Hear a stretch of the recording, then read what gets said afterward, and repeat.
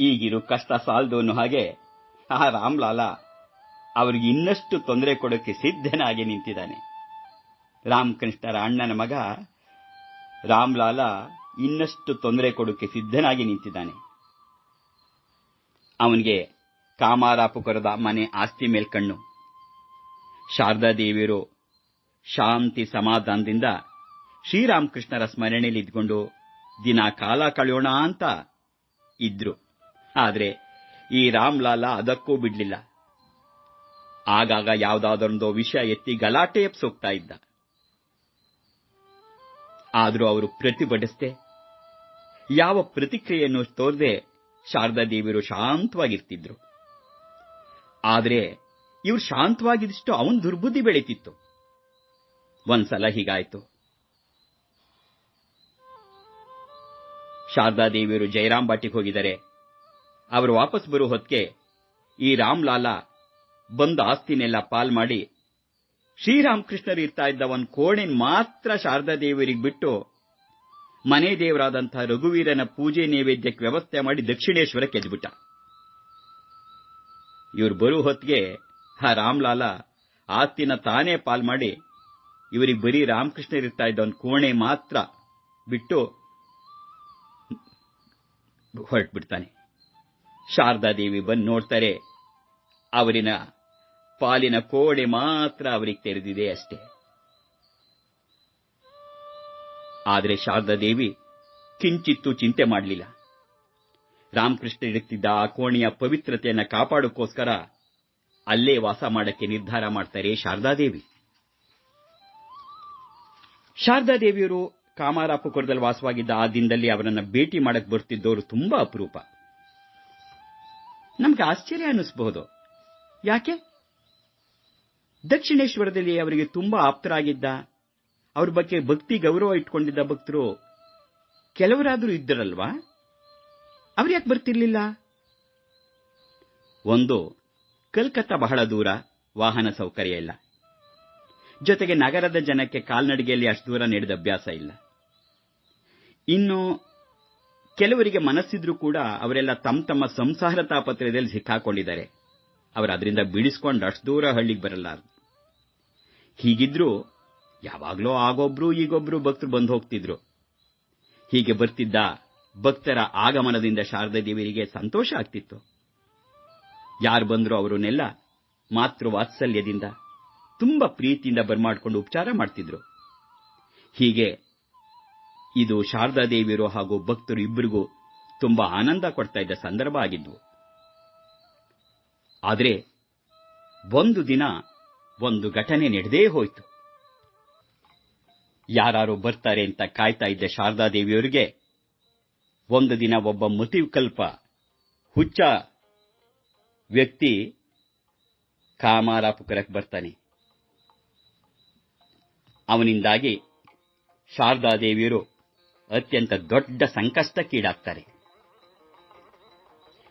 ಇಷ್ಟೊತ್ತಿಗೆ ನರಾಂಧ್ರಾದಿ ಯುವ ಭಕ್ತರ ಸನ್ಯಾಸ ಸ್ವೀಕರಿಸಿ ಕಲ್ಕತ್ತಾದಲ್ಲಿರ್ತಕ್ಕಂತಹ ಬಾರಾನಗರದಲ್ಲಿ ರಾಮಕೃಷ್ಣ ಮಠ ಸ್ಥಾಪಿಸಿದ್ರು. ಈ ಮಠಕ್ಕೆ ಶ್ರೀರಾಮಕೃಷ್ಣರ ಭಕ್ತರು ಅನೇಕರು ಬಂದು ಹೋಗ್ತಾ ಇದ್ರು. ಹೀಗೆ ಬರ್ತಾ ಇದ್ದವರಲ್ಲಿ ಹರೀಶ ಅಂತಕ್ಕಂಥ ಒಬ್ಬ ತರುಣ ಭಕ್ತ ಒಬ್ಬ. ಆದರೆ ಅವನು ಸನ್ಯಾಸಿಗಳ ಜೊತೆ ಅಷ್ಟೊಂದು ಬೆರೆಯುವುದು ಅವ್ರ ಮನೆಯಲ್ಲಿ ಯಾರಿಗೂ ಇಷ್ಟ ಇರಲಿಲ್ಲ. ಯಾವಾಗಲೂ ಭಕ್ತಿ ವೈರಾಗ್ಯದ ಮಾತಾಡ್ತಾ ಇದ್ದ ಈ ಹರೀಶ. ಇದನ್ನೆಲ್ಲ ನೋಡಿದಂತ ಅವನ ಹೆಂಡತಿ ಭಯಪಟ್ಲು. ಇನ್ನೊಂದು ಹೇಗಾದ್ರೂ ಮಾಡಿ ತಪ್ಪಿಸ್ಬೇಕು ಅಂತ ನಿಶ್ಚಯ ಮಾಡಿ ಅವಳು ತನ್ನ ಗಂಡನ ಹರೀಶಂಗೆ ಎಂತೋ ಮದ್ದು ತಿನ್ನಿಸ್ಬಿಟ್ಲು. ಅಷ್ಟೇ ಅಲ್ಲ, ಮಾಟ ಮಂತ್ರನೂ ಮಾಡಿಸ್ಬಿಟ್ಲು. ಆದರೆ ಇದರ ಪರಿಣಾಮವಾಗಿ ಅವನ ತಲೆ ಪೂರ್ತಿ ಕೆಟ್ಟೋಯ್ತು. ಅವನು ತನ್ನ ಹೆಂಡತಿ ಮಾತು ಕೇಳ್ಕೊಂಡಿರೋ ಹಾಗಾಗೋದ್ರ ಬದಲಿಗೆ ಅವನಿಗೆ ಬುದ್ಧಿನೇ ಕೆಟ್ಟೋಯ್ತು. ಬುದ್ಧಿ ಸ್ಥಿಮಿತ ತಪ್ಪಿ ಹುಚ್ಚನಾಗ್ಬಿಟ್ಟ. ಅವನು ಕೆಲವು ಸರಿ ಕಾಮಾರಾಪುರಕ್ಕೂ ಬಂದ. ಅವನನ್ನು ನೋಡಿದ ತಕ್ಷಣನೇ ಅವನು ಸಹಜ ಸ್ಥಿತಿಯಲ್ಲಿ ಅನ್ನೋದು ಶಾರದಾದೇವಿಯರಿಗೆ ಗೊತ್ತಾಯಿತು. ತಕ್ಷಣ ಬಂದು ಅವನನ್ನು ಕರ್ಕೊಂಡು ಹೋಗುವಂತೆ ಬಾರಾನಗೌರ್ ಮಠಕ್ಕೆ ಪತ್ರ ಬರೆಸ್ತಾರೆ.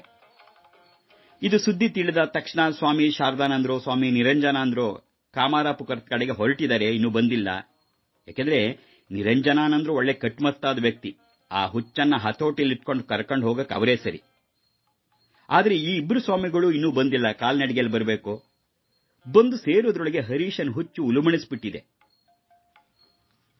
ಒಮ್ಮೆನಂತೂ ಅವನನ್ನ ನಿಗ್ರಹಿಸಿ ಅವನಿಂದ ಆಗಬಹುದಾದಂಥ ಅನಾಹುತವನ್ನು ತಪ್ಪಿಸಕ್ಕೆ ಶಾರದಾದೇವಿಯರು ತಮ್ಮ ಒಳಗಡೆ ಅಡಕವಾಗಿದ್ದ ಸುಪ್ತ ಅಂತಃಶಕ್ತಿಯನ್ನು ಮೆರೆಸಬೇಕಾದಂಥ ಪ್ರಸಂಗ ಬಂತು. ಈ ಒಂದು ರೋಮಾಂಚಕಾರಿ ಘಟನೆಯನ್ನ ಅವರೇ ಭಕ್ತರ ಮುಂದೆ ಹೇಳ್ತಾರೆ. ಒಂದಿನ ನಾನು ಪಕ್ಕದ ಮನೆ ಹೋದವಳು ಹಿಂದಿರುಗಿ ಬರ್ತಾ ಇದ್ದೆ. ಬಂದು ಇನ್ನೇನು ಅಂಗಳದಲ್ಲಿ ಕಾಲಿಟ್ಟಿದ್ದೆ ಅಷ್ಟೇ, ಆಗ್ಲೇ ಹರೀಶ ನನ್ನ ಬೆನ್ನಟ್ ಬಂದ. ನಮ್ಮನೆಯಲ್ಲೂ ಬೇರೆ ಯಾರೂ ಇರಲಿಲ್ಲ. ಅವನು ಹೀಗೆ ಅಟ್ಟಿಸ್ಕೊಂಡು ಬಂದಾಗ ನಾನು ಎಲ್ಲಿಗೆ ಹೋಗ್ಬೇಕು, ಹೇಗೆ ತಪ್ಪಿಸ್ಕೊಳ್ಬೇಕು? ನನಗೆ ಒಂದೇ ಸಮಾಧಿಗಳಾಯ್ತು. ಗಾಬರಿಯಿಂದ ಓಡಿ ಅಲ್ಲೇ ಇದ್ದ ಭತ್ತದ ಬಣವೆ ಹಿಂದೆ ಅವಿತ್ಕೊಳ್ಳಲು ನೋಡಿದೆ. ಆದ್ರೆ ಅವನು ಅಟ್ಟಿಸ್ಕೊಂಡು ಬರೋದನ್ನ ಬಿಡ್ಲೇ ಇಲ್ಲ. ಆ ಹುಲ್ಲಿನ ರಾಶಿಗೆ 7 ಸಲ ಸುತ್ತಾಕ್ತೆ. ನನ್ನಿಂದ ಓಡೋದಕ್ಕೆ ಸಾಧ್ಯನೇ ಆಗ್ಲಿಲ್ಲ. ಆಗ ನಾನು ನನ್ನ ನಿಜ ರೂಪ ತಾಳಿ ಸ್ಥಿರವಾಗಿ ನಿಂತುಬಿಟ್ಟೆ. ಅವನನ್ನು ಹಿಡಿದು ಬೀಳಿಸಿ ಅವನ ಎದೆ ಮೇಲೆ ಮಂಡಿ ಊರಿ ಅವನ ನಾಲ್ಗೆಯನ್ನು ಎಳೆದು ಹಿಡಿದುಕೊಂಡು ಕಪಾಳಕ್ಕೆ ಚೆನ್ನಾಗಿ ಬಾರಿಸ್ದೆ. ಎಷ್ಟು ಜೋರಾಗಿ ಬಾರಿಸ್ದೆ ಅಂದ್ರೆ ಉಸಿರು ಕಟ್ಟಿ ಅವನು ಏದುಸಿರು ಬಿಡಲಾರಂಭಿಸಿದ. ನನ್ನ ಕೈ ಬೆರಗಳೆಲ್ಲ ಕೆಂಪಾಗ್ಬಿಟ್ಟಿದ್ವು.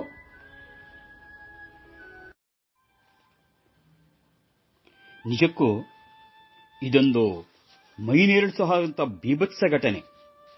ಶಾರದಾದೇವಿ ಹೇಳ್ತಿದ್ದಾರೆ, ಆಗ ನಾನು ನನ್ನ ನಿಜ ರೂಪ ತಾಳಿ ಸ್ಥಿರವಾಗಿ ನಿಂತುಬಿಟ್ಟೆ ಅಂತ.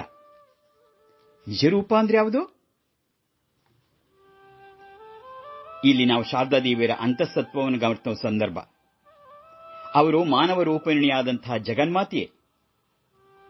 ಇದನ್ನು ನಾವು ಮುಂದೆ ಅವರ ಜೀವನ ಕಥೆಯಲ್ಲಿ ಅನೇಕ ಸಂದರ್ಭದಲ್ಲಿ ಸ್ಪಷ್ಟವಾಗಿ ನೋಡ್ತಾ ಹೋಗ್ತೀವಿ. ಅದರಿಂದ ಅವರ ಸಮಯ ಬಂದಾಗ ಯಾವ ಭಾವ ತಾಳಕ್ಕೂ ಸಮರ್ಥರಾಗಿದ್ರು, ಯಾವ ರೂಪ ತಾಳಕ್ಕೂ ಸಮರ್ಥರಾಗಿದ್ರು.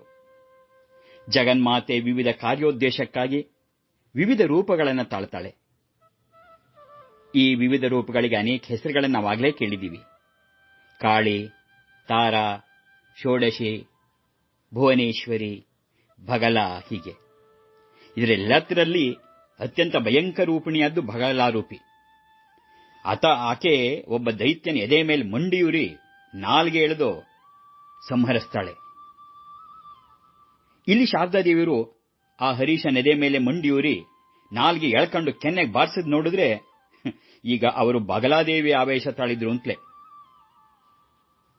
ಅವರು ನನ್ನ ನಿಜ ರೂಪ ತಾಳಿ ನಿಂತುಬಿಟ್ಟೆ ಅಂದ್ರೆ ಈ ಬಗಲಾದೇವಿ ರೂಪದಿಂದ ನಿಂತುಬಿಟ್ರು ಅಂತಲೇ ಅರ್ಥ. ಈ ಮಾತು ಭಕ್ತರಾದವರಿಗೇನೋ ಒಪ್ಪಿಗೆ ಆಗಬಹುದು, ಆದರೆ ಕೆಲವು ವಿಚಾರವಾದಿಗಳಿರ್ತಾರಲ್ಲ, ಅವರು ಇದನ್ನು ಒಪ್ಪಲ್ಲ. ಅಂಥವ್ರು ಹೀಗೆ ವಿಚಾರ ಮಾಡಬಹುದು. ಎಲ್ರಿಗೂ ತಿಳಿದಿರೋ ಹಾಗೆ ಸ್ತ್ರೀ ಶರೀರಕ್ಕಿಂತ ಪುರುಷ ಶರೀರ ಬಲವಾದ್ದು.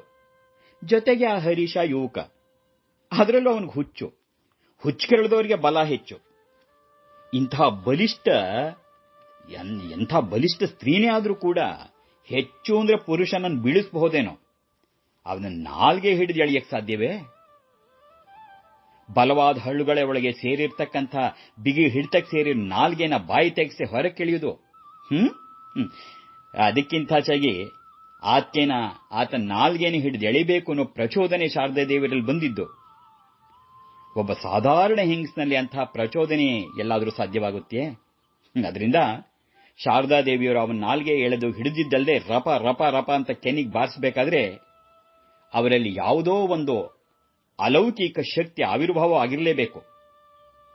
ಸ್ವಭಾವತಃ ಅತ್ಯಂತ ಕರುಣಾಮಯಾದಂಥ ಅವರಲ್ಲಿ ಈ ಬಗೆಯ ಕಾಠಿನ್ಯ ಕಂಡಾಗ ಪರಸ್ಪರ ವಿರುದ್ಧವಾದಂತಹ ಸ್ವಭಾವವನ್ನು ನಾವು ಗುಣಗಳನ್ನು ನೋಡ್ತಾ ಹೋಗ್ತೀವಿ. ಆದರೆ ದೇವಿ ಭಾಗವತದ ಒಂದು ವಾಕ್ಯ ನೆನಪಿಗೆ ಬರ್ತಾ ಇದೆ. ಚಿತ್ತೇ ಕೃಪಾ ಸಮರ ನಿಷ್ಠುರತ ಚಾದೃಷ್ಟ ತ್ವಯೈವ ದೇವಿ ವರದೇ ಭುವನತ್ರಯೇಪಿ. ಹೇ ದೇವಿ, ಚಿತ್ತದಲ್ಲಿ ಕೃಪೆ, ಸಮರದಲ್ಲಿ ನಿಷ್ಠುರತೆ ಇವೆರಡೂ ಇರ್ತಕ್ಕಂಥವ್ರು ಮೂಲೋಕದಲ್ಲಿ ನಿನ್ನನ್ನು ಬಿಟ್ಟರೆ ಮತ್ತಾರೂ ಇಲ್ಲಮ್ಮ. ಮಹಾತ್ಮರ ಮನಸ್ಸಿನ ಲಕ್ಷಣನೇ ಇದು. ವಜ್ರಾದಪಿ ಕಠೋರಾಣಿ ಮೃದೂನಿ ಕುಸಮಾದಪಿ. ಜಗನ್ಮಾತೆ ಕೃಪಾಮಯಿಯಾಗಿ ಶಿಕ್ಷರನ್ನ ರಕ್ಷಿಸ್ತಾಳೆ, ಹಾಗೆ ನಿಷ್ಠುರಳಾಗಿ ದುಷ್ಟರನ್ನು ಶಿಕ್ಷಿಸ್ತಾಳೆ. ಆದರೆ ಇಲ್ಲಿ ಶಾರದಾದೇವಿಯರು ದಂಡಿಸಿ ಮರ್ದನ ಮಾಡಿದ್ದು ಹರೀಶನ್ನಲ್ಲ, ಅವನೊಳಗಿದ್ದಂಥ ಅಸುರ ಶಕ್ತಿಯನ, ಪಾಶವಿ ಶಕ್ತಿಯನ. ಅವರ ಆ ಗಳಿಗೆಯಲ್ಲಿ ಆತ್ಮರಕ್ಷಣೆಗಾಗಿ ರೌದ್ರ ರೂಪ ತಾಳದೆ ಹೊರತು ಇನ್ನಾವ ಸಂದರ್ಭದಲ್ಲೂ ಅವರ ಹೊಸ ರೂಪವನ್ನು ಮೆರೆಸಲಿಲ್ಲ. ಶಾರದಾದೇವಿಯರು ದುಷ್ಟ ಶಿಕ್ಷಣ ಕಾರ್ಯ ಅಂದರೆ ಸಂಹಾರ ಮಾಡೋದಲ್ಲ, ಪರಿವರ್ತನೆಗೊಳಿಸೋದು ಅಂತ ಅರ್ಥ. ಆ ಶಿಕ್ಷೆ ಯಾವುದು ಅನ್ನೋದು ಕೂಡ ಕರುಣೆಯಿಂದಲೇ ಪ್ರೇರಿತ ಆಗಿರ್ತಕ್ಕಂಥದ್ದು. ಯಾಕೆಂದ್ರೆ ನಿಜ ಏನು ಅಂದ್ರೆ ಅವರ ಅಮೃತ ಹಸ್ತದಿಂದ ಏಟ್ತಿಂದ ಹರೀಶನ ಮನಸ್ಸು ಹತೋಟಿಗೆ ಬಂತು. ಇದಾದ ಒಂದೇ 2 ದಿನಕ್ಕೆ ಅಲ್ಲಿ ಶಾರದಾನಂದರು ನೀರಾಜನಂದರು ಬಂದರು. ಶಾರದಾ ದೇವಿಯರ ಕೈಯಿಂದ ಏಟ್ ತಿಂದು ಮೊದಲೇ ಮೆತ್ತಗಾಗಿದ್ದ ಹರೀಶ ಈಗ ಅವರಿಬ್ಬರನ್ನು ಕೊಂಡು ಓಡ್ ಹೋಗ್ತಾನೆ. ಅವನು ಅಲ್ಲಿಂದ ಬೃಂದಾವನಕ್ಕೆ ಹೋಗಿ ನೆಲೆ ನಿಲ್ತಾನೆ. ಅಲ್ಲಿ ಕೆಲ ಕಾಲ ಇದ್ದು ಮತ್ತೆ ಮೊದಲೇ ನಿಂತಾಗ್ತಾನೆ. ಪೂರ್ತಿ ಸಹಜ ಸ್ಥಿತಿಗೆ ಬರ್ತಾನೆ. ಇಷ್ಟೆಲ್ಲ ನಡೆದು ಹೋಗಿದೆ. ಇಲ್ಲಿ ಕಾಮಾರಪುರಕ್ಕೆ ಬಂದಿದ್ದಂತಹ ಶಾರದಾನಂದರು ನಿರಾಂಜಾನಂದರು ಕೂಡ ಶಾರದಾದೇವಿಯವರ ದರ್ಶನ ಮಾಡಿಕೊಂಡು ಕಲ್ಕತ್ತಕ್ಕೆ ಹಿಂದಿರುಗ್ತಾರೆ. ಹೋದ ಮೇಲೆ ಶಾರದಾದೇವಿಯವರು ನಡೆಸ್ತಾ ಇದ್ದಂತಹ ಕಾರ್ಪಣ್ಯ, ಆ ಕಷ್ಟದ ಬಾಳವೆಯನ್ನ ಅವರು ಕಂಡು ಆಶ್ಚರ್ಯಪಡ್ತಾರೆ, ಆಘಾತಗೊಳ್ತಾರೆ. ಶಾರದಾದೇವಿಯವರು ಇಂಥ ಆರ್ಥಿಕ ಸಂಕಷ್ಟದಲ್ಲಿ ಸಿಲುಕಿದ್ದಾರೆ ಅನ್ನೋದು ಯಾರು ಕನಸಲ್ಲೂ ಕಂಡಿರಲಿಲ್ಲ. ಅವರು ಹೋದ ಕೆಲವೇ ದಿನ ಮಹಾಭಕ್ತನಾದಂಥ ಬಲರಾಮನ ಹೆಂಡತಿ ಕೃಷ್ಣಭಾಮಿನಿ ದೇವಿ, ಆಕೆಯ ತಾಯಿ ಮಾತಂಗಿನಿ ದೇವಿ, ಇವರು ಇಬ್ಬರು ಕಾಮರಾಪುರಕ್ಕೆ ಬರ್ತಾರೆ. ಇವರು ಅನುಕೂಲವಂತರಯ್ಯ, ತಿಳಿವಳಿಕಸ್ತರು, ಭಕ್ತಿಮತಿಗಳು. ನಾವು ನಮ್ಮ ಗುರುಗಳ ಮನೆಗೆ ಹೋಗ್ತಿದ್ದೀವಿ ಅಂತ ಪೂಜ್ಯ ಬುದ್ಧಿ ಅವರದ್ದು. ಹಾಗಾಗಿ ಅವರು ತಾವು ಶಾರದಾದೇವಿಗೆ ಭಾರವಾಗಬಾರದು ಅಂತ ಮುಂದಾಲೋಚನೆಯಿಂದ ಅವರಿಗೆ ಹೋಗ್ತಾ ಇದ್ದಾಗೆ ಶಾರದಾದೇವಿಯರ ಕೈಯಲ್ಲಿ ಸಾಕಷ್ಟು ಹಣ ಇಟ್ಟು, ಅಮ್ಮ ಇದು ರಘುವೀರನ್ ನೈವೇದ್ಯಕ್ಕೆ ಏನ್ಬಿಟ್ರು. ಅವರು ಹಾಗಂದ್ಮೇಲೆ ಶಾರದಾದೇವಿಯರಿಗೆ ಆ ಹಣ ನಿರಾಕರಿಸಕ್ಕೆ ಸಾಧ್ಯವೇ ಆಗಲಿಲ್ಲ. ಆ ಭಕ್ತಿಯರ ವಾಸಕ್ಕೆ ವ್ಯವಸ್ಥೆ ಮಾಡಿದ್ರು. ವ್ಯವಸ್ಥೆ ಅಂದ್ರೇನು, ಬಡಹಳ್ಳಿ, ಸಾಧ್ಯವಾಗಬಹುದಾದಂಥ ಸರಳ ವ್ಯವಸ್ಥೆ. ಆ ಭಕ್ತಿಯರು ಶಾರದಾದೇವಿಯರ ಪವಿತ್ರ ಸಹವಾಸದಲ್ಲಿ ಶ್ರೀರಾಮಕೃಷ್ಣರ ಲೀಲೆಯನ್ನು ಸ್ಮರಣೆ ಮಾಡ್ತಾ ಭಗವತ್ ಸಂಬಂಧವಾಗಿ ಮಾತುಕತೆ ಆಡ್ತಾ ಆನಂದದಿಂದಿದ್ರು. 4 ದಿನದ ಬಳಿಕ ಶಾರದಾದೇವಿಯರು ಈ ಅತಿಥಿಗಳನ್ನ ಜಯರಾಮ್ ಬಾಟಿಯ ತಮ್ಮ ತವರು ಮನೆ ಕರ್ಕೊಂಡು ಹೋಗ್ತಾರೆ. ಅಲ್ಲೂ 1-2 ದಿನ ಇದ್ದು ಬಳಿಕ ಇಬ್ಬರು ಕಲ್ಕತ್ತಾಕ್ಕೆ ಹಿಂತಿರುಗ್ತಾರೆ. ಆ ಇಬ್ಬರು ಸ್ವಾಮಿಗಳು ಈಗ ಈ ಭಕ್ತಿಯರು ಶಾರದಾದೇವಿಯರ ಪರಿಸ್ಥಿತಿ ಎಂಥದ್ದು ಅಂತ ನೋಡಬೇಕು. ಯಾಕೆಂದ್ರೆ ಶಾರದಾದೇವಿಯರಂತೂ ತಾವು ಅಷ್ಟೊಂದು ಕಷ್ಟದಲ್ಲಿ ಸಿಕ್ಕಿದಾಗಲೂ ಯಾರಿಗೂ ಅದನ್ನು ತೋರ್ಕೊಡ್ತಾ ಇರಲಿಲ್ಲ. ಈ ಭಕ್ತರು ಅವರ ಪರಿಸ್ಥಿತಿ ಕಣ್ಣಾರೆ ಕಂಡ ಮೇಲೆ ಅವರ ಸುಖಜೀವನಕ್ಕೆ ತಾವೇನು ಮಾಡಬಹುದು ಅಂತ ಆಲೋಚನೆ ಅವರಲ್ಲಿ ಬಂತು.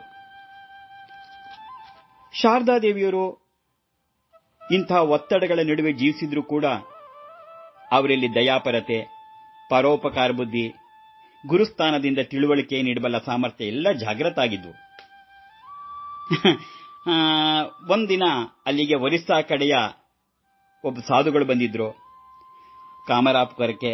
ಅವರಿಲ್ಲಿ ಲಾಹಾ ಮನೆತನಕ್ಕೆ ಸೇರಿದ ಒಂದು ಕುಟೀರದಲ್ಲಿ ವಾಸ ಇದ್ರು. ಅವರಿಗೆ ಬೇಕಾದ ಎಲ್ಲ ಅನುಕೂಲತೆಗಳನ್ನು ಕೂಡ ಮನೆ ಹಿರಿಯಾಗಿರ್ತಕ್ಕಂಥ ಪ್ರಸನ್ನಮಯಿ ನೋಡ್ಕೋತಾ ಇದ್ಲು. ಅವರೊಬ್ಬ ಒಳ್ಳೆ ಸಾಧು. ಅದರಿಂದ ಆ ಹಳ್ಳಿಯ ಜನರ ಗೌರವ ಆಧಾರಕ್ಕೆ ಪಾತ್ರರಾಗಿದ್ರು. ಆದರೆ ಯಾಕೋ ಏನೋ ಆ ಹಳ್ಳಿ ಕೆಲವು ಪುಂಡ ಯುವಕರಿಗೆ ಅವರ ಮೇಲೆ ಸಿಟ್ಟಿತ್ತು. ಆ ಯುವಕರಿಗೆ ಎಲ್ಲ ಬಿಟ್ಟು ಈ ಸಾಧು ಮೇಲೆ ಕಂಡುಬಿತ್ತೋ ಗೊತ್ತಿಲ್ಲ. ಬಹುಶಃ ಶ್ರೀಮಂತರ ಆಶ್ರಯದಲ್ಲಿ ಸುಖವಾಗಿದ್ದಾರಲ್ಲ ಅಂತ ಕಣ್ಣೂರಿ ಆಯ್ತೋ ಏನೋ. ಅಂತೂ ಆ ಪುಂಡರ ದೆಸೆ ಆ ಮುದಿ ಸನ್ಯಾಸಿಗಳನ್ನ ಲಾಹಾರ ಮನೆಯಲ್ಲಿ ಮಾತ್ರ ಅಲ್ಲ, ಆ ಹಳ್ಳಿಯನ್ನೇ ಬಿಟ್ಟು ಹೋಗಬೇಕಾಗಂತ ಪರಿಸ್ಥಿತಿ ಬಂತು. ಇದು ಶಾರದಾದೇವಿಯರಿಗೆ ತಿಳಿಯಿತು.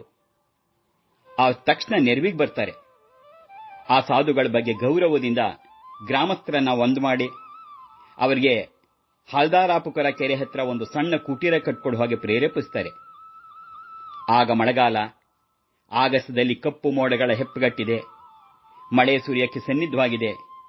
ಹೀಗಿರುವಾಗ ಮಣ್ಣುಗೋಡೆ ಏರ್ಸುವುದು ಹೇಗೆ? ಆಗ ಶಾರದಾದೇವಿಯವರು ಕೈ ಮುಗಿದು, ಹೇ ಭಗವಂತ, ದಯವಿಟ್ಟು ತಡೆದ್ಕೋ. ಈ ಕುಟೀರಾನ ಕಟ್ಟಿ ಮುಗಿಸಿದ ಮೇಲೆ ನಿನ್ಗೆ ಇಷ್ಟ ಬಂದಷ್ಟು ಮಳೆ ಸುರಿಸು. ಭಗವಂತ ಅವರ ಕಳಕಳಿಯ ಪ್ರಾರ್ಥನೆಯನ್ನ ಸಮ್ಮತಿಸ್ತಾ ಸುಗಮವಾಗಿ ಕುಟೀರ ಕಟ್ಮುಗಿತ್ತು. ಸಾಧುಗಳು ಅವರಲ್ಲಿ ವಾಸ ಕೂಡ ಮಾಡಕ್ ಶುರು ಮಾಡಿದ್ರು. ಈಗ ಶಾರದಾದೇವಿಯರು ತಮಗೇ ಸಾಕಷ್ಟು ಇಲ್ಲದೇ ಇದ್ರೂ ಕೂಡ ಆ ಸಾಧುಗಳ ಊಟ ಉಪಚಾರ ಅದರ ಹೊಣೆನ ಅವರೇ ಹೊರ್ತಾರೆ.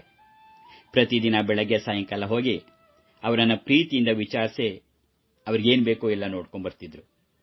ಆದರೆ ಆ ಸಾಧುಗಳೇನು ಹೆಚ್ಚು ದಿನ ಬದುಕಲಿಲ್ಲ. ಕೆಲವೇ ದಿನಗಳಲ್ಲಿ ಆ ಕುಟೀರದಲ್ಲಿ ಅವರು ದೇಹತ್ಯಾಗ ಮಾಡಿಬಿಡ್ತಾರೆ. ಶಾರದಾದೇವಿಯರ ವೈರಾಗ್ಯ ಪ್ರೇಮ, ವಿರಾಗಿಗಳ ಕುರಿತಾದಂಥ ಆದರ, ಇದನ್ನು ನಾವಿಲ್ಲಿ ನೋಡ್ತಾ ಇದ್ದೀವಿ. ಯಾರು ಸ್ವಯಂ ವಿಲಾಸಿಯೋ ಅವನು ಇನ್ನೊಬ್ಬ ವಿಲಾಸಿಯನ್ನು ಹುಡ್ಕೊಂಡು ಹೋಗ್ತಾನೆ. ಯಾರು ಸ್ವಯಂ ವಿರಾಗಿಯೋ ಅವರು ಇನ್ನೊಬ್ಬ ವಿರಾಗಿಯನ್ನು ಹುಡ್ಕೊಂಡು ಹೋಗ್ತಾರೆ. ಇಲ್ಲಿ ಶಾರದಾದೇವಿಯರು ಅಸಹಾಯಕರಾಗಿರ್ತಂಥ ಒಬ್ಬ ಸಾಧುಗೆ ಸೇವಿಸಿದ ರೀತಿ ನಮ್ಮ ಮನಸ್ಸು ಮುಟ್ಟು ಹಾಗಿದೆ. ಆ ಸಾಧುಗಳೇನಾದ್ರೂ ಹೋಗಿ ಇವ್ರ ಹತ್ರ ಬಂದು ನೆರವು ಕೇಳಿದ್ರಾ? ಇಲ್ಲ, ತಂಪಾಡಿಗ್ತಾ ಹೊರಟು ಹೋಗೋಕೆ ರೆಡಿಯಾಗಿದ್ರು. ಆದ್ರೆ ಇಷ್ಟು ಮೇಲೆ ಅವರಿಗೆ ಶ್ರೀರಾಮಕೃಷ್ಣರ ಭಕ್ತರೇನೋ ಅದೂ ಅಲ್ಲ, ಅವರೊಬ್ಬ ಸರ್ವಸಂಗ ಪರಿತ್ಯಾಗಿಗಳಷ್ಟೇ. ಅಂಥವ್ರ ಬಳಿಗೆ ತಾವಾಗೇ ಹೋಗಿ ಅವರಿಗೆ ಕರೆತಂದು ಅವ್ರಿಗೊಂದು ಕುಟೀರ ಕಟ್ಟಿಸಿಕೊಡ್ಬೇಕಾದ್ರೆ ಇಲ್ಲಿ ನಾವು ಶಾರದಾದೇವಿಯವರ ವೈರಾಗ್ಯ ಪ್ರೀತಿಯನ್ನು ಗಮನಿಸಬೇಕು. ಆ ಸಾಧುವಿಗೆ ನೆರವಾಗುವುದರಿಂದ ಅವರ ಊರ ಪುಂಡರ ಅಸಮಾಧಾನಕ್ಕೆ ಗುರಿಯಾಗುವ ಭಯ ಇತ್ತು. ಮೇಲಾಗಿ ಶಾರದಾದೇವಿ ಒಬ್ಬ ಬಡ ಹೆಂಗಸು, ಅದು ತೀವ್ರ ಸಾಮಾಜಿಕ ಕಟ್ಟಳೆಗಳಿಗೆ ಒಳಪಟ್ಟ ಬ್ರಾಹ್ಮಣ ವಿಧವೆ. ಆ ಸಾಧುವಿಗೆ ನೆರವಾಗಬೇಕೆಂಬ ಕಾತರದಲ್ಲಿ ಅವರೆಲ್ಲ ಪ್ರತಿಕೂಲನೂ ಎದುರಿಸಿ ನಿಂತಿದ್ದು. ಇದು ನಿಜವಾಗ್ಲೂ ಆಶ್ಚರ್ಯ. ಇದರ ಜೊತೆಗೆ ಆ ಮಳೆಯ ಅವಾಂತರ ಬೇರೆ. ತಮ್ಮ ಶ್ರದ್ಧಾಪೂರ್ವಕ ಪ್ರಾರ್ಥನೆಯಿಂದ ಆ ಮಳೆನ ನಿಲ್ಲಿಸಿ ಕುಟೀರ ಕಟ್ಟಿಸಿಕೊಡ್ಬೇಕಾದ್ರೆ ಅವರ ವೈರಾಗ್ಯ ಪ್ರೀತಿ ಎಷ್ಟಿರಬೇಕು, ಇದನ್ನ ನಾವು ನೋಡ್ತಾ ಹೋಗಬೇಕು. ಇಷ್ಟೆಲ್ಲರ ಜೊತೆಗೆ ಅವರು ಆ ಹುಚ್ಚ ಹರೀಶನ ದುಷ್ಟತನ ಶಿಕ್ಷಿಸಕ್ಕೆ ತಮ್ಮ ನಿಜ ಸಾಮರ್ಥ್ಯ ತೋರಿಸಿದ್ದು. ಇವತ್ತು ಈ ಸಾಧುಗಳ ಪುಂಡೋ ಯುವಕರ ಕೈಯಿಂದ ರಕ್ಷಿಸುವ ಸಾಮರ್ಥ್ಯ ತೋರಿದ್ದು. ಹೀಗೆ ಶಿಕ್ಷಿಸುವ, ರಕ್ಷಿಸುವ ಎರಡೂ ಸಾಮರ್ಥ್ಯಗಳು ಒಂದಾಗಿರೋದನ್ನು ನಾವು ನೋಡ್ತಾ ಹೋಗ್ತೀವಿ.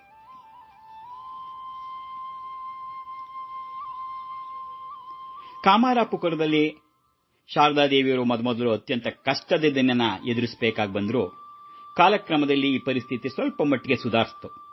ಅವರ ಕಷ್ಟಕರ ಜೀವನದ ವಿಷಯ ತಿಳಿದು ಬಂದಾಗೆ ಕೆಲವರು ಭಕ್ತರು ಅವರ ನೆರವಿಗೆ ಮುಂದಾಗ್ತಾರೆ. ಇದ್ರ ಜೊತೆಗೆ ಶ್ರೀರಾಮಕೃಷ್ಣರು ಮಂದೇವರಲ್ಲಿ ಹೆಸರಲ್ಲಿ ಬೀಡ್ಬಿಟ್ಟಿದ್ದಂತಹ ಸಿಹೋರಿನ ಜಮೀನಿಂದೋ ಮತ್ತು ಅವರ ತಂದೆ ಕ್ಷುದಿರಾಮನಿಗೆ ಸೇರಿದ ಲಕ್ಷ್ಮೀ ಜಲ ಎಂಬ ಹೆಸರಿನಿಂದ ಶಾರದಾದೇವಿಯರ ಪಾಲಿಗೆ ಒಂದಿಷ್ಟು ಭತ್ತ ಬರ್ತಿತ್ತು. ಇದು ಅವರ ದಿನನಿತ್ಯದ ಬಳಕೆಗೆ ಸಾಕಾಗಿ ದಾನಾಧರ್ಮಕ್ಕೂ ಮಿಕ್ತಿತ್ತು. ಈ ಸಮಯದಲ್ಲೇ ಸಾಗರೇರ್ ಮಾ ಅಂತ ಒಬ್ಬಳು ಸೇವಿಕೆ ಶಾರದಾದೇವಿಯವರಿಗೆ ಗೃಹ ಕೃತ್ಯದಲ್ಲೂ ಕೂಡ ನೆರವಾಗ್ತಾ ಇದ್ಲು. ಪೇಟೆಗೆ ಹೋಗಿ ಅವರಿಗೆ ಬೇಕಾದ ಸಾಮಾನ ತಂದುಕೊಡ್ತಾ ಇದ್ಲು. ಅವರು ಅವಳನ್ನ ತುಂಬಾ ವಿಶ್ವಾಸದಿಂದ ನೋಡ್ಕೋತಿದ್ರು. ಶಾರದಾ ಮಾತೆಯವರ ಔದಾರ್ಯವನ್ನು ನೆನೆಸಿಕೊಂಡಂಥ ಸಾಗರೇರ್ ಮಾ ಒಂದ್ಸರಿ ಹೇಳ್ತಾಳೆ, ಅವರ ಮನೆ ಲಕ್ಷ್ಮಿಯ ಭಂಡಾರವಾಗಿತ್ತು. ಯಾವುದಕ್ಕೂ ಕೊರತೆ ಇರಲಿಲ್ಲ. ಹಬ್ಬ ಹರಿದಿನಗಳಲ್ಲಿ ಏನು ವಿಶೇಷ ಭಕ್ಷ್ಯ ಇದ್ರೂ ಅದನ್ನು ತೆಗೆದಿಟ್ಟು ಮರುದಿನ ನಮ್ಮನ್ನು ಕರೆದು ಪ್ರೀತಿಯಿಂದ ಕೊಡ್ತಿದ್ರು.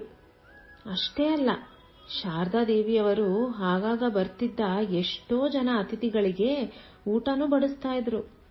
ಮನೆ ಬಾಗ್ಲಿಗೆ ಬಂದವರನ್ನ ಎಂದೂ ಹಾಗೆ ವಾಪಸ್ ಕಳಿಸ್ತಿರ್ಲಿಲ್ಲ ಅವರು. ವರ್ಷಕ್ಕೆ ಒಂದ್ಸರಿ ಬರ್ತಾ ಇರ್ತಕ್ಕಂತಹ ದುರ್ಗಾ ಪೂಜೆ, ಈ ದಿನಗಳಲ್ಲಿ ರಾಮಕೃಷ್ಣ ಮನೆಯಲ್ಲಿ ಶೀತಲಾದೇವಿಗೆ ಬಹಳ ವಿಶೇಷವಾದಂತಹ ಪೂಜೆಯನ್ನ ಬಹಳ ಹಿಂದಿಂದ ನಡೆಸ್ಕೊಂಡ್ ಬರ್ತಾ ಇದ್ರು. ನೈವೇದ್ಯಗಳ ವ್ಯವಸ್ಥೆ ಮಾಡ್ತಾ ಇದ್ರು. ಜೊತೆಗೆ ಬ್ರಾಹ್ಮಣ ಭೋಜನ.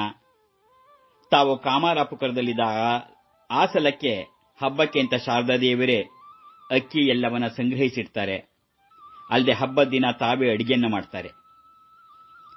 ಕೆಲಸ ಕಾರ್ಯದಲ್ಲಿ ಶಾರದಾದೇವಿಯರ ಅಚ್ಚುಕಟ್ಟತನ, ಶ್ರದ್ಧೆ ಎಲ್ಲ ಬಹಳ ಚೆನ್ನಾಗಿತ್ತು.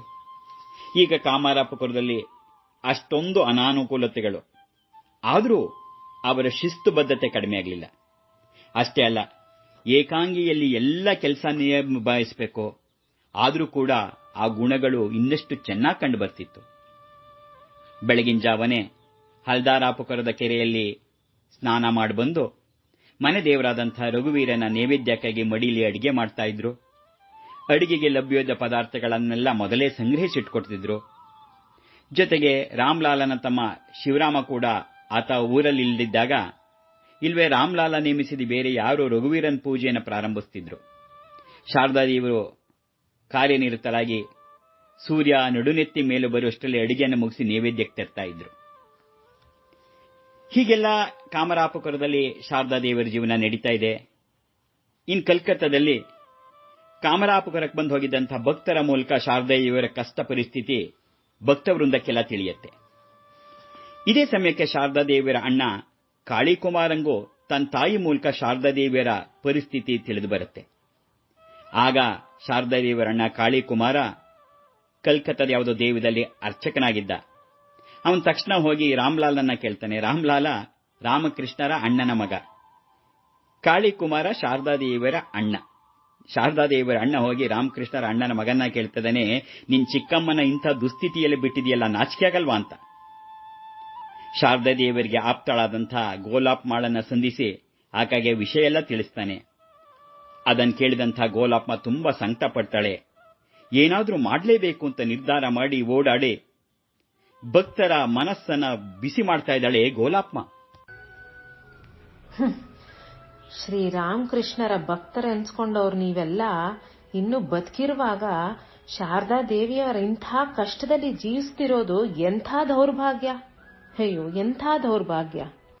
ಇದನ್ನ ಕೇಳಿದಂತಹ ಭಕ್ತರು ತಮ್ಮ ನಿರ್ಲಕ್ಷ್ಯ ಅನಾಧಾರನ ಕಂಡ್ಕೊಂತಾರೆ. ಅವರ ತಲೆ ತಿಕ್ಸು ಹಾಗಾಗ್ತಾರೆ.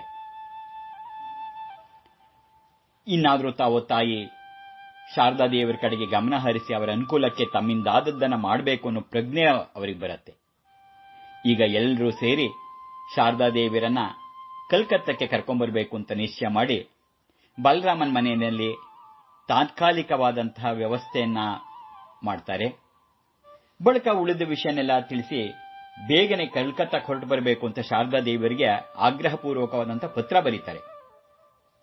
ಈ ಭಕ್ತರ ಪ್ರೀತಿಯ ಕರೆ ಶಾರದಾದೇವಿಯರ ವಾತ್ಸಲ್ಯದ ಹೃದಯನ ಮುಟ್ಟತ್ತೆ. ಭಕ್ತರ ಹೃದಯದ ಕಳಕಳಿ ಅವರಿಗೆ ಅರ್ಥವಾಗತ್ತೆ.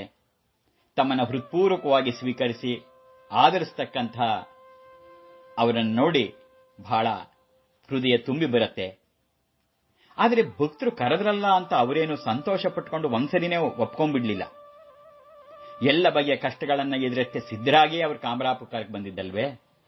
ಶ್ರೀರಾಮಕೃಷ್ಣರ ಆದೇಶನ ಅಕ್ಷರಶಃ ನಡೆಸುವುದೇ ಅವರಿಗೆ ಅತ್ಯಂತ ಪ್ರಿಯವಾಗಿದ್ದಿದ್ದು. ಶ್ರೀರಾಮಕೃಷ್ಣರ ಇಚ್ಛೆಯನ್ನ ಪೂರೈಸುವುದು ತಮ್ಮ ಪಾಲಿನ ಪರಮ ಕರ್ತವ್ಯ ಅಂತ ಅವರು ತಿಳಿದಿದ್ರು. ಅದರಿಂದ ಇಷ್ಟು ದಿನ ಜೀವಿಸ್ತಾಗೆ ತಾವೇ ನೆಲವನ್ನಾಗದು, ಸೊಪ್ಪು ಬೆಳೆಸ್ಕೊಂಡು, ಅರೆ ಹೊಟ್ಟೆ ಉಣ್ತಾ, ಹರಿದ ಸೀರೆ ಗಂಟಾಕೊಂಡು, ಬಂಧುಗಳು ಅನ್ನಿಸ್ಕೊಂಡರ ಅನಾಧಾರವನ್ನು ಸಹಿಸಿಕೊಂಡು ಶ್ರೀರಾಮಕೃಷ್ಣರ ನಾಮವೊಂದನ್ನೇ ನಂಬಿ ಉಳಿದ ಜೀವಮಾನ ಎಲ್ಲ ಕಳಿಬೇಕು ಅಂತ ಸನ್ನದ್ಧರಾಗಿ ಬಂದಿದ್ರು ಶಾರದಾದೇವಿ. ಆದರೆ ಈಗ ಶ್ರೀರಾಮಕೃಷ್ಣರ ಭಕ್ತರು ಅವರನ್ನ ತಮ್ಮ ನಡುವೆಯೇ ಬರಬೇಕು, ಇರಬೇಕು ಅಂತ ಕೇಳ್ತಾ ಇದ್ದಾರೆ. ಅದು ಒತ್ತಾಯಪೂರ್ವಕವಾಗಿ. ಈಗ ಅವರು ಈ ಬಗ್ಗೆ ಗಂಭೀರವಾದಂತಹ ಯೋಚನೆಯನ್ನ ಮಾಡ್ತಾ ಇದ್ದಾರೆ ಶಾರದಾದೇವಿ. ಇದಕ್ಕೆ ಎರಡು ಮುಖ್ಯ ಕಾರಣ. ಮೊದಲನೇದು ಕಾಮರಾಪುರದ ಹದಗೆಟ್ಟಿದಂಥ ಸಾಮಾಜಿಕ ಪರಿಸರ. ಅವರಿಗೆ ಅಲ್ಲಿನ ಅಶಿಕ್ಷಿತ ಅಸಂಸ್ಕೃತ ಜನರ ನಡುವೆ ವಾಸಿಸುವುದೊಂದು ದೊಡ್ಡ ಸವಾಲು ಮತ್ತು ಸಮಸ್ಯೆ. ಅದರಲ್ಲೂ ಪುಂಡ ಯುವಕರ ಒಂದು ಗುಂಪು ಊರಿನ ಯಾವ ಹಿರಿಯರ ಅಂಕ್ಯೂ ಇಲ್ಲದಂತೆ ಆ ವೃದ್ಧ ಸಾಧುವನ್ನ ಕಾಡಿದ ಕಣ್ಮೇಲಂತೂ ಅವರಿಗೆ ಸ್ವಲ್ಪ ಭಯನೇ ಆಗ್ತಿತ್ತು.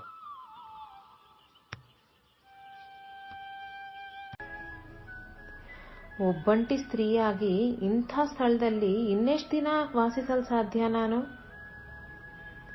ಅದಕ್ಕೆ ಇಲ್ಲಿಂದ ಹೊರಡಲು ಇದೊಂದು ಸೂಕ್ತ ಸಂದರ್ಭ ಎಂದು ನನ್ನ ಅಂತರಂಗ ನುಡಿತಾನೇ ಇತ್ತು.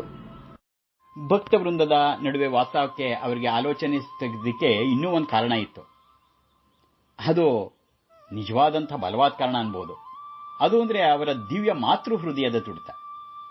ಭಕ್ತರ ಮೇಲಿದ್ದ ಸಮಸ್ತ ಜನಾಂಗದ ಮೇಲಿದ್ದಂಥ ಆ ದೈವೀ ವಾತ್ಸಲ್ಯ. ಶ್ರೀರಾಮಕೃಷ್ಣರ ಲೀಲಾ ಕಾರ್ಯದಲ್ಲಿ ತಮಗೊಂದು ದೊಡ್ಡ ಹೊಣೆಗಾರಿಕೆ ಇದೆ. ಅದನ್ನು ತಾವೀಗ ಕ್ರಮೇಣ ಕೈಗೆತ್ಕೋಬೇಕಾಗಿದೆ. ಅದು ಸಾಧ್ಯವಾಗಬೇಕಾದ್ರೆ ತಾವೀ ಹಳ್ಳಿಗಾಡು ಪ್ರದೇಶವನ್ನು ಬಿಟ್ಟು ಕಲ್ಕತ್ತಕ್ಕೆ ಹೋಗಬೇಕು ಅಂತ ಅವರಿಗೆ ಖಂಡಿತವಾಗಿಯೂ ಗೋಚರವಾಗ್ತಾ ಇತ್ತು. ಆಧ್ಯಾತ್ಮಿಕ ಆನಂದಕ್ಕಾಗಿ ಕಾತರಿಸುತ್ತಿರುವ ನೂರಾರು ಸಾವಿರಾರು ಮಕ್ಕಳು ಅಲ್ಲಿ ನಗರದಲ್ಲಿದ್ದಾರೆ. ಅವರಲ್ಲಿ ಎಷ್ಟೋ ಜನ ನನ್ನ ದರ್ಶನಕ್ಕಾಗಿ, ಸಾನ್ನಿಧ್ಯಕ್ಕಾಗಿ, ಮಾರ್ಗದರ್ಶನಕ್ಕಾಗಿ ಹಂಬಲಿಸ್ತಾ ಇದ್ದಾರೆ. ಅವರೆಲ್ಲ ಇಷ್ಟು ದೂರ ಈ ಹಳ್ಳಿಗೆ ಬರಬಲ್ರೇ, ಬಂದು ಇರಬಲ್ರೇ. ಅದರಿಂದ ಅವರ ಸಲುವಾಗಿ ನಾನು ಅವರ ಬಳಿಗೆ ಹೋಗಬೇಕಾಗಿದೆ. ಈ ಸತ್ಯ ನನಗೆ ಮನದಟ್ಟಾಯಿತು. ಅಂದ್ರೆ ಶಾರದಾದೇವಿಯರನ್ನು ಕಲ್ಕತ್ತಕ್ಕೆ ಸೆಳೆದಿದ್ದು ಅವರ ವೈಯಕ್ತಿಕ ಸುಖದ ಅಲ್ಲ, ಬದಲಾಗಿ ಜಗದ ಹಿತ, ತಮ್ಮನ್ನ ಗಂಧದಂತೆ ತೈಕೋಬೇಕು ಅನ್ನುವರ ಪರಮ ನಿಸ್ವಾರ್ಥ ಉದಾತ್ತ ಹಂಬಲ. ಹಿಂದೆ ಒಂದ್ಸರಿ ರಾಮಕೃಷ್ಣ ಹೇಳಿದ್ರು, ನೋಡು, ಈ ಕಲ್ಕತ್ತ ಜನ ಹೇಗೆ ಕ್ರಿಮಿಗಳ ಹಾಕಿ ತೊಳಲಾಡ್ತಿದೆ, ಅವರನ್ನ ನೀ ನೋಡ್ಕೋಬೇಕಾಗತ್ತೆ. ಆ ಶಾರದಾದೇವರು ಹೇಳಿದ್ರು, ನನ್ನಿಂದ ಅದೆಲ್ಲಿ ಸಾಧ್ಯ, ನಾನೆಷ್ಟಾದ್ರೂ ಹೆಣ್ಸಲ್ವೇ? ಆದರೆ ರಾಮಕೃಷ್ಣರು ಬಿಡ್ಲಿಲ್ಲ. ಇಲ್ಲ ಇಲ್ಲ, ನೀನು ಮಾಡಲೇಬೇಕಾಗುತ್ತೆ. ಈ ಮಾತು ಅವರಿಗೀಗ ನೆನಪಾಗ್ತಿದೆ. ಆಲೋಚಿಸಿ ನೋಡಿದ ಹಾಗೆಲ್ಲವ ತಾವು ಭಕ್ತರ ಕೈಯನ್ನ ಮನ್ನಿಸಬೇಕು, ಅದೇ ಸೂಕ್ತ ಅಂತಕ್ಕಂಥದ್ದು ದೃಢವಾಗ್ತಾ ಬರ್ತಿದೆ. ಆದ್ರೂ ನಮ್ಮ ಮನಸ್ಸಿನಲ್ಲಿ ಒಂದು ಪ್ರಶ್ನೆ ಹೇಳುತ್ತೆ, ರಾಮಕೃಷ್ಣರು ನೀನು ಕಾಮಾರಾಪುರದಲ್ಲೇ ವಾಸಿಸ್ತು ಅಂತ ಅಷ್ಟು ಸ್ಪಷ್ಟವಾಗಿ ಆದೇಶ ನೀಡಿರುವಾಗ ಶಾರದಾದೇವಿಯರು ಅದನ್ನ ಬಿಟ್ಟು, ಕಾಮಾರಾಪುರವನ್ನು ಬಿಟ್ಟು ಮತ್ತೆ ಕಲ್ಕತ್ತಾಗೆ ಹೋಗಕ್ಕೆ ನಿರ್ಧರಿಸಿದ್ದು ಎಷ್ಟು ಸರಿ ಅಂತ ಇದನ್ನ ನಾವು ಆಲೋಚನೆ ಮಾಡ್ತಾ ಹೋದ್ರೆ ಶಾರದಾದೇವರಿಗೆ ಶ್ರೀರಾಮಕೃಷ್ಣರು ಕಾಮಾರಾಪುರದಲ್ಲಿ ಹೇಳಿದ್ರ ಉದ್ದೇಶ ಏನು ಅನ್ನೋದು ನೋಡಬೇಕು. ತಾವು ದೇಹತ್ಯಾಗ ಮಾಡ್ತಾ ಇದ್ದ ಹಾಗೆ ಶಾರದಾದೇವರು ಆಶ್ಯಕ್ಕಾಗಿ ಭಕ್ತರನ್ನು ಅವಲಂಬಿಸಬೇಕು ಅಂದ್ರೆ ಟೀಕೆಗಳು ಕೇಳಿಬರ್ತಾ ಇತ್ತು. ಶಾರದಾದೇವಿಯರಷ್ಟೆಲ್ಲ ಕಷ್ಟಗಳ ನಡುವೆ ಇದ್ರೂ ಕೂಡ ಪತಿಗೃಹದಲ್ಲಿ ವಾಸಿಸಿದ್ರಿಂದ ಲೋಕರೂಢಿಗೆ ಮರ್ಯಾದೆ ಕೊಟ್ಟಾಯಿತು. ಎರಡನೇದು, ಸ್ವತಃ ಯುಗಾವತಾರರಂತ ರಾಮಕೃಷ್ಣರ ಪತ್ನಿ ಆದರೂ ಅಸಂಖ್ಯಾತ ಜನರ ಪಾಲಿನ ದೇವತೆ ಎನಿಸಿದ್ರು ಅವರು ತಮ್ಮ ಜೀವನದಲ್ಲಿ ಒಬ್ಬ ಸಾಮಾನ್ಯ ಹೆಂಗಸಿನಂತೆ ಕಷ್ಟನ ಅನುಭವಿಸಿ ತೋರಿಸಿದ್ರು. ಇಷ್ಟು ದಿನಗಳವರ ಈ ಕಾಮಾರಾಪುರದ ವಾಸ ಅದರಲ್ಲೊಂದು ಹಂತ ಅಷ್ಟೇ. ಇದೇ ರೀತಿಯಲ್ಲಿ ಅವರು ತಮ್ಮ ಉಳಿದ ಜೀವನವನ್ನು ಸವಸಿಬಿಡಬಹುದಾಗಿತ್ತು. ಆದರೆ ಇದೇ ರೀತಿಯಲ್ಲಿ ಅವರು ತಮ್ಮ ಉಳಿದ ಜೀವನವನ್ನ ಸವಸಿದ್ರೆ, ಇದ್ಬಿಟ್ಟಿದ್ರೆ, ಕಾಮಾರಾಪುರದಲ್ಲಿ ಇದ್ಬಿಟ್ಟಿದ್ರೆ ಲೋಕದ ಅಸಂಖ್ಯಾತ ಜನರ ಅಪೂರ್ವ ಮಾತೃವಾತ್ಸಲ್ಯ ಅದು ಜನ ವಂಚಿತರಾಗ್ತಿತ್ತಿಲ್ವೇ? ಹೀಗೆ ಶಾರದಾದೇವರು ಕಲ್ಕತ್ತಕ್ಕೆ ಬರೋಕೆ ರಾಮಕೃಷ್ಣರ ಸಮ್ಮತಿ ಇತ್ತು ಎನ್ನುವುದನ್ನ ನಾವು ಖಂಡಿತವಾಗಿ ನೋಡಬಹುದು. ಸ್ವತಃ ಶಾರದಾದೇವಿಯರದು ಪರಮ ಪರಿಶುದ್ಧ ನಿಸ್ವಾರ್ಥ ಮನಸ್ಸು. ಅವರ ಅಂತಃಶಕ್ತಿಗೆ ಯಾವುದು ಸರಿ ಅಂತ ತೋರಿಸೋದು ಅದು ತಪ್ಪಾಗಿರಕ್ಕೆ ಸಾಧ್ಯವೇ ಇಲ್ಲ. ಅದು ಅಲ್ಲದೆ ಹಿಂದೆ ದಕ್ಷಿಣೇಶ್ವರದ ದಿನಗಳಲ್ಲಿ ಅವರು ಕೊಲ್ಲೊಂದು ವಿಷಯದಲ್ಲಿ ತಮ್ಮ ಸೂಚಿಯನ್ನು ಮೀರಿ ನಡೆದುಕೊಂಡಾಗ ರಾಮಕೃಷ್ಣರು ತಾವೇ ಸೋತು ಹೋದ ಸಂದರ್ಭಗಳನ್ನು ನಾವು ನೋಡಿದ್ದೀವಿ. ಶಾರದಾದೇವರ ನಿರ್ಧಾರವು ಎಷ್ಟು ಸರಿಯಾಗಿತ್ತು ಅನ್ನೋಕೆ ಇದೊಂದು ದೃಷ್ಟಾಂತ ಅಷ್ಟೇ. ಇನ್ನೊಂದು ವಿಷಯ, ರಾಮಕೃಷ್ಣರು ತಾವು ದೇಹತ್ಯಾಗ ಮಾಡಿದ ಮೇಲೂ ಶಾರದಾದೇವಿಯವರಿಗೆ ಸಾಂತ್ವನ ನೀಡಕ್ಕೆ, ಮಾರ್ಗದರ್ಶನ ಮಾಡಕ್ಕೆ ಸ್ಪಷ್ಟವಾದಂತಹ ಅಲೌಕಿಕ ದರ್ಶನವನ್ನಿತ್ತ ಎಷ್ಟೋ ಪ್ರಸಂಗ ನೋಡಿದ್ವಿ. ಹೀಗಿರುವಾಗ ಭಕ್ತರ ಆಹ್ವಾನಕ್ಕೆ ಸಮ್ಮತಿಸಬೇಕು ಅನ್ನುವರ ಆಲೋಚನೆಯಲ್ಲಿ ಏನಾದರೂ ದೋಷ ಇದ್ದಿದ್ರೆ ಖಂಡಿತವಾಗಿ ರಾಮಕೃಷ್ಣರು ಅವರಿಗೆ ದರ್ಶನ ನೀಡಿ ನೀನು ಹಾಗೆ ಮಾಡಬೇಡ, ಇಲ್ಲೇ ಇರು ಅನ್ನೋ ಆದೇಶ ನೀಡ್ತಿದ್ರು. ಆದರೆ ಹಾಗಾಗಲಿಲ್ಲ. ಇಷ್ಟೆಲ್ಲ ಆದಮೇಲೆ ತಾವು ಕಲ್ಕತ್ತಕ್ಕೆ ಹೋಗುವುದು ಸರಿ ಅಂತಕ್ಕಂಥ ನಿರ್ಧಾರಕ್ಕೆ ಬರ್ತಾರೆ. ಆದರೆ ಶಾರದಾದೇವಿಯವರು ಇನ್ನೂ ಎರಡು ವಿಚಾರದ ಬಗ್ಗೆ ಆಲೋಚಿಸ್ತಾನೆ ಇದ್ರು. ಅವರು ಬಹಳವಾಗಿ ಯೋಚನೆ ಮಾಡ್ತಿದ್ದಿಷ್ಟೇ, ಲಜ್ಜೆಯನ್ನು ಕಾಪಾಡಿಕೊಳ್ಬೇಕು, ಲಜ್ಜೆಯೇ ಸ್ತ್ರೀಯರಿಗೆ ಭೂಷಣ ಎಂದು ಮತ್ತೆ ಮತ್ತೆ ಹೇಳಿ ಮನದಟ್ಟು ಮಾಡಿಸ್ತಾ ಇದ್ರು ರಾಮಕೃಷ್ಣರು. ನಾನು ಕಲ್ಕತ್ತಕ್ಕೆ ಹೋಗಿ ಭಕ್ತರ ಮಧ್ಯೆ ವಾಸವಾಗಿದ್ರೆ ನನ್ನ ಈ ಲಜ್ಜಾ ಸ್ವಭಾವವನ್ನು ಕಾಪಾಡಿಕೊಳ್ಳಲು ಸಾಧ್ಯವಾಗಬಹುದೇ? ಎರಡನೆಯದು, ಅಲ್ಲಿ ನಾಗರಿಕರು, ಸುಸಂಸ್ಕೃತರು ಆದ ಭಕ್ತರು ಹೃತ್ಪೂರ್ವಕ ಪ್ರೇಮ ಭಕ್ತಿಗಳಿಂದ ನನ್ನನ್ನು ಆಹ್ವಾನಿಸುತ್ತಾರೆ. ನನ್ನನ್ನು ಅಲ್ಲೇ ಇರಿಸಿಕೊಳ್ಳಲು ಕಾತುರರಾಗಿದ್ದಾರೆ. ಇನ್ನು ಶ್ರೀರಾಮಕೃಷ್ಣರ ಸನ್ಯಾಸಿ ಶಿಷ್ಯರಂತೂ ನನ್ನನ್ನು ಹೆತ್ತ ತಾಯಿಗಿಂತ ಹೆಚ್ಚಾಗಿ ನೋಡ್ಕೊಳ್ತಾರೆ. ಅವರಾದ್ರೂ ನನಗೆ ಸ್ವಂತ ಮಕ್ಕಳಿಗಿಂತನೂ ಹೆಚ್ಚು. ಎಲ್ಲರೂ ಪರಮ ಪರಿಶುದ್ಧ ಚರಿತರು, ರತ್ನಪ್ರಾಯರು. ಆದರೆ ನಾನೀಗ ಅವರ ಬಳಿಗೆ ಹೋಗ್ಬಿಟ್ರೆ ಇತ್ತ ವಿಶಾಲ ದೃಷ್ಟಿ ಇಲ್ಲದ ಪೂರ್ವಗ್ರಹ ಪೀಡಿತರಾದ ಈ ಹಳ್ಳಿ ಜನಗಳು ಏನಂದಾರು? ಅವರಿದನ್ನು ಸರಿ ಅಂದಾರೆ? ಅಲ್ಲದೆ ನನ್ನನ್ನು ತಾಯಿ ಅಭಿಪ್ರಾಯವನ್ನು ಕೇಳಬೇಕಲ್ವೇ? ನಾನು ಕಲ್ಕತ್ತಕ್ಕೆ ಬಂದು ಇರೋ ವಿಷಯವಾಗಿ ಭಕ್ತಾದಿಗಳು ಇಲ್ಲಿ ಆಲೋಚನೆ ಮಾಡ್ತಿದ್ದಾಗ ನಾನು ಅಲ್ಲಿ ಕಾಮಾರಪುರದಲ್ಲಿದ್ದೆ. ಈ ವಿಷಯ ಅಲ್ಲಿನ ಕೆಲವರಿಗೆ ಗೊತ್ತಾದಾಗ ಅವರೆಲ್ಲ ಬಂದು, ಅಯ್ಯೋ ದೇವ್ರೇ, ಅವರೆಲ್ಲ ಇನ್ನೂ ಪ್ರಾಯದ ಹುಡುಗರಲ್ವೇ, ಅವ್ರ ಜೊತೆಗೆ ಹೇಗಾದರೂ ಇರಬಲ್ಲೆ ನೀನು ಅಂತ ಕೇಳಿದ್ರು. ನನ್ನ ಮನಸ್ಸಿಗೇನೋ ಅನ್ನಿಸ್ತಿತ್ತು ನಾನು ಅಲ್ಲಿಗೆ ಹೋಗಿ ಇರಬಲ್ಲೆ ಅಂತ.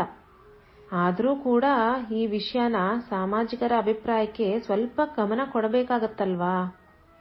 ಅದರಿಂದ ನಾನಾಗಿ ಇನ್ನೂ ಕೆಲವರನ್ನ ಈ ವಿಷಯವಾಗಿ ಸಲಹೆ ಕೇಳಿದೆ. ಆಗ ಕೆಲವರಂದ್ರು, ಓ, ನೀನು ಖಂಡಿತವಾಗಿ ಹೋಗ್ಬೋದು, ಅದರಲ್ಲೇನಿದೆ, ಅವರೆಲ್ಲ ನಿನ್ನ ಶಿಷ್ಯರ್ತಾನೆ. ಹೀಗೆ ಅವರೆಲ್ಲರೂ ಹೇಳುವ ಅಭಿಪ್ರಾಯಗಳನ್ನು ಕೇಳುತ್ತಾ ಬಂದೆ. ಇನ್ನು ಅಲ್ಲೊಬ್ಳು ಹಿರಿಯ ಮುದುಕಿ ಪ್ರಸನ್ನಮಯಿ ಇದ್ಲಲ್ಲ, ಅವಳ ಅಭಿಪ್ರಾಯಕ್ಕೆ ಜನ ಗೌರವ ಕೊಡ್ತಾ ಇದ್ರು. ಏಕೆಂದ್ರೆ ಅವಳು ಒಳ್ಳೆ ಗುಣವಂತೆ ಹಾಗೂ ಬುದ್ಧಿವಂತೆ. ಆದ್ರಿಂದ ಕೊನೆಯದಾಗಿ ಅವಳನ್ನ ಒಂದು ಮಾತು ಕೇಳಿದೆ, ಏನಮ್ಮ ನೀನೇನು ಹೇಳ್ತೀಯಂತ. ಆಗ ಅವಳು ಹೇಳಿದ್ಲು, ಇದೇಕೆ ಹೀಗೆ ಕೇಳ್ತೀಯಮ್ಮ, ಅವಶ್ಯವಾಗಿ ಹೋಗು, ಅವರೆಲ್ಲ ಶಿಷ್ಯರಂದ್ಮೇಲೆ ನಿನ್ನ ಸ್ವಂತ ಮಕ್ಕಳ ಸಮಾನ. ನೀನು ಈ ಪ್ರಶ್ನೆಯನ್ನ ಕೇಳಬೇಕಾಗಿಯೇ ಇಲ್ಲ, ನೀನು ಹೋಗಬಹುದು ಅನ್ನುವ ವಿಷಯದಲ್ಲಿ ಬೇರೆ ಮಾತೇ ಇಲ್ಲ. ಯಾವಾಗ ಪ್ರಸನ್ನಮಯಿ ಹೀಗೆ ಹೇಳಿದ್ಲೋ ಆಗ ಉಳಿದವರು ಎಲ್ಲ ಒಪ್ಕೊಂಡ್ರು. ಆಮೇಲೆ ನಾನು ಇಲ್ಲಿಗೆ ಬಂದೆ ಅಂತ ಶಾರದಾದೇವಿ ಹೇಳ್ತಾ ಇದ್ದಾರೆ. ಶಾರದಾದೇವಿಯರು ತಮ್ಮ ಜೀವಿತದ ಅವಧಿಯಲ್ಲಿ ಒಂದು ಹೆಜ್ಜೆ ಮುಂದಿಡಬೇಕಾದ್ರೂ ಚೆನ್ನಾಗಿ ಯೋಚಿಸಿ ನೋಡ್ತಾ ಇದ್ರು. ಹೆಜ್ಜೆ ಮುಂದಿಡುವುದೇನೋ ಸುಲಭ, ಆದರೆ ಹಿಂತಗೊಳ್ಳೋದು ಅವಮಾನ. ಅವಸರವಸವಾಗಿ ಹೆಜ್ಜೆ ಮುಂದಿಟ್ರೆ ಅಷ್ಟೇ ಅವಸರವಾಗಿ ಹಿಂತೆಗಿಬೇಕಾದ್ರೆ ಬಹಳ ಕಷ್ಟ. ಶಾರದಾದೇವಿಯರು ಅಂತಿಮ ನಿರ್ಧಾರ ತಗೊಳ್ಳೋ ಮುಂಚೆ ತಮ್ಮ ಪರಿಚಿತ ಸಾಮಾಜಿಕರೊಡನೆ ಸಮಾಲೋಚನೆ ನಡೆಸಿ ಅವರ ಸಲಹೆ ಕೇಳಿದ ಮೇಲೆ ನಿಜಕ್ಕೂ ಒಳ್ಳೆ ಶಿಕ್ಷಣಾತ್ಮಕವಾಗಿದೆ. ಅವತ್ತಿನದಲ್ಲಿ ಕಾಮಾರಪುರ ಸುಖದಿಂದಿರ್ತಕ್ಕಂಥ ಜೀವನ ಅಲ್ಲ. ಅದರಿಂದ ಅವರು ಇಂತಹ ಕಾಮಾರಪುರದಿಂದ ನನಗೇನಾಗಬೇಕಿದೆ, ಇದು ಹಂಗೇನು, ನನಗೆ ಕಲ್ಕತ್ತದ ನನ್ನ ಭಕ್ತರು ನನ್ನನ್ನು ವಿಶ್ವಾಸದಿಂದ ಕರೀತಿರಾಗ ಇಲ್ಲೇ ಕಷ್ಟ ಕುಳಿತಿರ್ಬೇಕು, ಸಾಕು ಈ ಹಳ್ಳಿ ಜನರ ಸವಾಸ ಅಂತ ವಾದ ಮಾಡಬಹುದಿತ್ತು. ಆದ್ರೆ ಹಾಗೆ ಮಾಡಲಿಲ್ಲ. ಅದು ಸಂಬಸರ್ಕವತ್ತಿತ್ತು, ಅವ್ರು ಹೇಳಿದ್ರೆ ಸರಿಯಾಗ್ತಿತ್ತೇನೋ, ಆದ್ರೆ ಆಗ್ಲಿಲ್ಲ. ಅದರಿಂದ ಘನತೆಗೆ ಬರಲಾರದು. ಶಾರದಾದೇವಿಯವರು ಸಮಯೋಚಿತವಾಗಿ ನಡವಳಿಕೆ ಮಾಡಿ ಎಲ್ಲರನ್ನ ಕೇಳಿ ಹೊರಡುವಾಗ ಹೊರಡು ವೇಳೆಯಲ್ಲಿ ಎಂಥ ಘನವಾದ ವಾತಾವರಣವನ್ನು ನಿರ್ಮಾಣ ಮಾಡಿದ್ರು ಅಂದ್ರೆ ಮಧುರ ವಿಶ್ವಾಸಪೂರ್ಣ ವಾತಾವರಣ ನಿರ್ಮಾಣ ಮಾಡಿದ್ರು. ಈಗ ಹಳ್ಳಿಯ ಸ್ತ್ರೀ ಜನರ ಮನಸ್ಸಿನಲ್ಲಿ ಒಂದು ಬಗೆಯ ಆತ್ಮೀಯ ಭಾವನೆ ಬಂದ್ಬಿಟ್ಟಿದೆ. ಆಹಾ, ನಮ್ಮ ಶಾರದೆ ತನ್ನ ಜೀವನದ ಆಗುಹೋಗುಗಳಲ್ಲಿ ನಮ್ಮನ್ನು ಭಾಗಿಗಳನ್ನಾಗಿ ಮಾಡಿಕೊಂಡಿದ್ದಾಳೆ. ಈಗ ಅವಳು ಕಲ್ಕತ್ತಕ್ಕೆ ಹೋಗ್ಬೇಕಾಗಿ ಬಂದಿದೆ. ಆಗ್ಲಿ, ಅಲ್ಲಾದರೂ ಅವಳು ನೆಮ್ಮದಿಯಿಂದ ಇರುವ ಹಾಗಾಗ್ಲಿ. ಈ ಬಗೆಯ ಶುಭಾಶಯದ ಭಾವನೆಯಿಂದ ಕಳಿಸ್ಕೊಡ್ತಿದ್ದಾರೆ ಕಾಮಾರಪುರ ಜನ. ಶಾರದಾದೇವಿಯರು ತಮ್ಮ ಗ್ರಾಮದ ಸಾಮಾಜಿಕರ ಶುಭಾಶಯಗಳು, ಸೌಹಾರ್ದ, ಸಹಾನುಭೂತಿಗಳನ್ನು ತುಂಬಿಕೊಂಡು ಕಲ್ಕತ್ತೆಗೆ ಹೊರಟಿದ್ದಾರೆ ಕಾಮಾರಪುರದಿಂದ ಶಾರದಾದೇವಿ.